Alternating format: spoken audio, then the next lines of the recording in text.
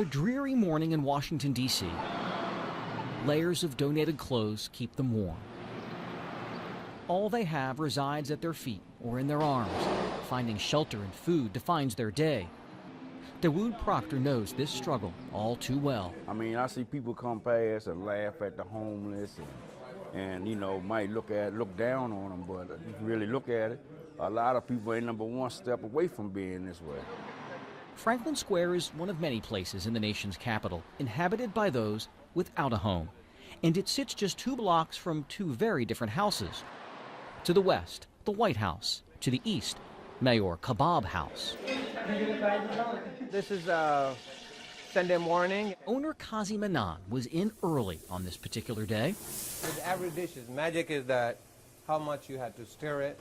He and his staff are preparing a special feast for customers at his Pakistani Indian restaurant. Potato, cauliflower, chicken, naan bread, chickpeas, and vegetable biryani. But these dishes are destined for an audience that's rarely welcome in elegant eateries. I knew about this place being here and passed it through my everyday travels. For the past few months, Manan has opened his restaurant to the homeless. Oh, we are blessed. Look, blessings are here. They're waiting for us to serve them. Isn't it amazing? Sometimes it comes in 15, 20. Sometimes they come, like nobody. We are waiting. God, please send somebody, right? Nearly 20 people on this day. Rainy, cold, and wet. Oh, boy. Came in from the elements for lunch. What you guys like to drink, tea or coffee? They're treated like any other guest. Tea, okay. What about you? Except for one key difference. Coffee. You, brother? They eat for free. Anytime, any day. Restaurant is open. You are most welcome. You are most welcome. You are our guest, just like other people. Anything you like with the menu or with the buffet, you're most welcome, eat free. Yes, it's shocking to me because I didn't think it was brothers out there that really cared for us to, you know, to help support the needs of the homeless. He went without rice. Give him a tandoori chicken. Give him a potato cauliflower, and give him. You want bread? So we appreciate this guy right here bringing us down to eat, because sometimes on Sundays it's slow. Well, sometimes we got to go around and beg, or sometimes, you know, we get a cup and try to make money. To try to find ourselves way out to eat, trying to survive out here. You guys are the most important guests for me. Manan's boundless optimism and love of food was not cultivated at a high-profile culinary institute. A lot of ginger and garlic paste. His desire to provide stems from a painful uncertainty that defined his childhood. Kazi Manan grew up on a farm in a small village in Pakistan. He had 9 siblings. We didn't have any electricity. We didn't have any running water. And the school, well, believe me or not, was under the tree. My elementary school, we didn't have a building. I studied under the tree. When the rains, really hard rain start, teachers say go home because there is no building. To support his family, he went to work at 12 selling ice. The best school was 4 miles away, so that's how far he walked to get a formal education. In 1996, at the age of 25, Manan says his visa was miraculously approved, so he borrowed money from a cousin for a plane ticket to America. He started as a cashier, earning $3 an hour at this gas station in one of the district's toughest neighborhoods.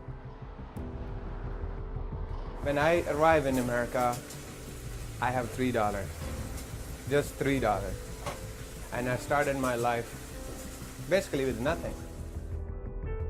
Hard work would alter the arc of his life. He says he worked double shifts, then multiple jobs. He saved up enough money to buy 1 limousine. The idea that a kid who came from nothing could one day drive the rich and powerful around in luxury inspired him even more. 1 limo turned into a fleet of vehicles. His business flourished enough that some 20 years later, he opened his own restaurant. That's called American dream. You know this is the only country where you say American dream, not in any other country. Wow. So yeah, he kind of understands. That's a good thing. Now that makes sense now? Yeah, it makes sense now. That make a lot of sense.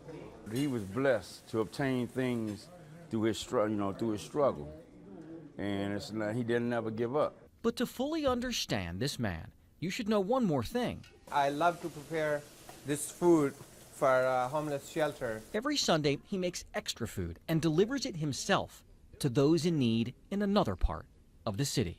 Come and try. Manon connected a few months ago on social media with volunteers who now spend their Sundays dishing out hot meals to the homeless. And they make you feel that you are valued. For shelter regular Ron Verker, having hope on the Lord's Day means everything to him. It's huge. It's huge to know that I'm just this nothing, I'm nobody, but God thinks I'm somebody. Yes, thank you, yes. Kazi Manon says a skeptic recently told him that if he gives his food away, he'll surely go out of business in no time. Manon believes the more he gives away, the more God will bless him. I think this is all from God, and because of my mission is from God. He will always carry with him what his mother told him about holding tightly to his faith in the face of despair. She said if you share even when you don't have, God will take you from darkness to light. That's the whole answer to life. You know, being blessed by God. And God will help you, and I know he will. You know, you got to make the first step. He ain't gonna do everything for you. Jay Korf. In my heart, it feels a blessing. It's a blessing from God. ABC 7 News.